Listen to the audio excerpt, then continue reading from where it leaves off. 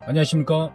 영업용 번호판, 주선면허, 화물차 매매를 하는 용트럭의 백정현입니다. 오늘은 1월 13일 둘째 주 주말 맞이하고 있고요. 둘째 주 영업용 번호판 시세에 대해서 간단하게 말씀을 드릴까 합니다. 오늘 오랜만에 차 안에서 영상을 촬영을 하는데요. 화질이 좀 안 좋게 나오더라도 넓은 아량으로 이해를 해주시면 감사하겠습니다. 둘째 주 접어들어서도요, 영업용 번호판 시세는 큰 변동은 없었는데요. 20-30만원 정도 등락폭은 좀 있었습니다. 가격이 올라갔다 떨어졌다 하고 있는데요. 현재는 금액이 안정적인 금액을 유지를 하고 있고요. 당분간은 이 가격이 유지가 되지 않을까 하는 그런 생각이 듭니다. 영업용 번호판 시세라는 게 시장 논리에 의해 가지고 움직이는 거 아니겠습니까? 번호판을 사겠다는 분이 많아지게 되면요, 거기에 따라 가지고 번호판은 오를 수밖에 없는 구조고요. 번호판을 팔겠다는 분이 많아지게 되면 거기에 따라 가지고 가격은 떨어지게 돼 있습니다. 그래서 저희가 영업용 번호판을 하루에 한 번씩 꼭 체크를 하거든요. 그래야지만 저희도 전달하는 과정에서 정확한 정보를, 그리고 영업용 번호판 시세를 정확하게 전달을 해줄 수 있기 때문에 하루에 한 번씩 체크를 하고 있다는 것을 알고 계시면 될 것 같고요. 저희가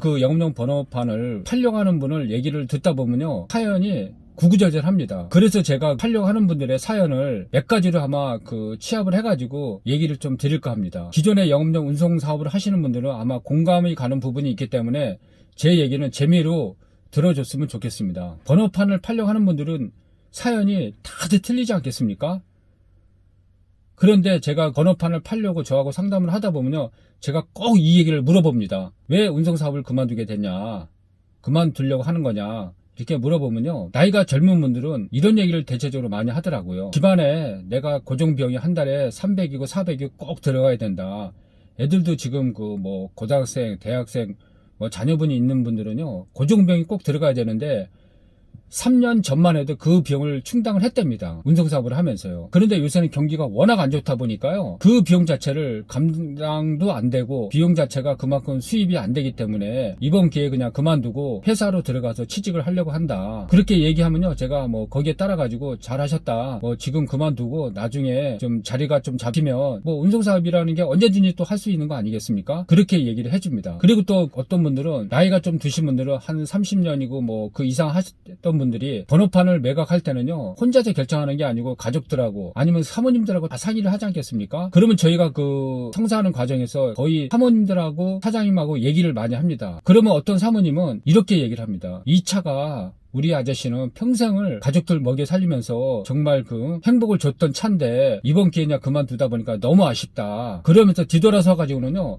눈물을 글썽글썽 하시는 분들도 내가 많이 봤습니다. 또 어떤 분들은요, 이런 경우도 있습니다. 30-40년 정도 운송사업을 하시다가요, 그만둘 때는 이런 얘기를 또 꼭 나한테 해주더라고요. 이 차가 우리 집을 다 먹여 살렸는데 정말 이 차에 대해서 고맙게 생각한다. 이 번호하고 이 차가 다른 사람한테 넘어가더라도 그 사람이 우리처럼 잘 됐으면 좋겠다. 그런 얘기를 할 때는 저도 가슴적으로 좀 흐뭇하더라고요. 또 어떤 경우가 있냐면요, 나이가 70 정도 됐는데 2-3년 정도 더 하려고 계획을 잡았답니다. 그런데 어떻게 갑자기 결정을 하게 됐냐 이렇게 물어보면요, 그분 하는 얘기는 2년 정도 더 하려고 생각을 했는데 만약에 2-3년 하다가 건강이 안 좋아지게 되면 이때는 놀고 싶어도 못 논다. 그래서 이번 기회에 그냥 과감하게 때려치우고 지금부터 여행도 다니고 집에 가족들하고 즐거운 시간을 좀 보내려고 과감하게 결정을 했다. 또 그렇게 얘기하시는 분들도 있습니다. 그리고 또 어떤 분들은 좀 마음적으로 답답했던 부분은 한 30년 정도 하다가 조금 더 하고 싶었는데 건강이 갑자기 안 좋아져가지고 그만두는 경우입니다. 물론 그럴 때는 저도 웃으면서 그런 얘기를 해줍니다. 사장님, 이번에 이제 그만두시고 건강 회복을 잘 하셔가지고 건강이 회복되면 언제든지 영업용 번호판은 다시 살 수 있는 거 아닙니까?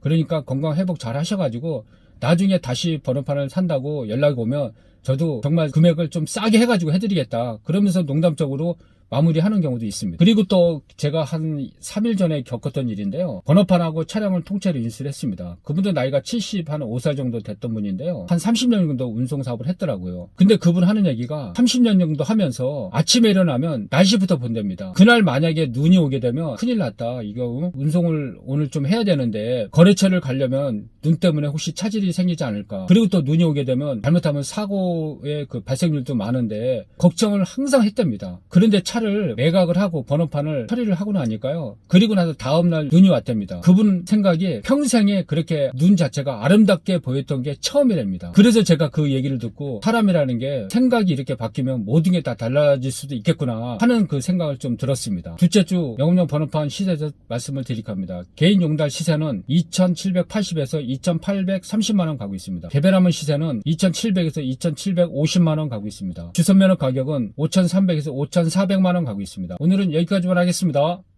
감사합니다.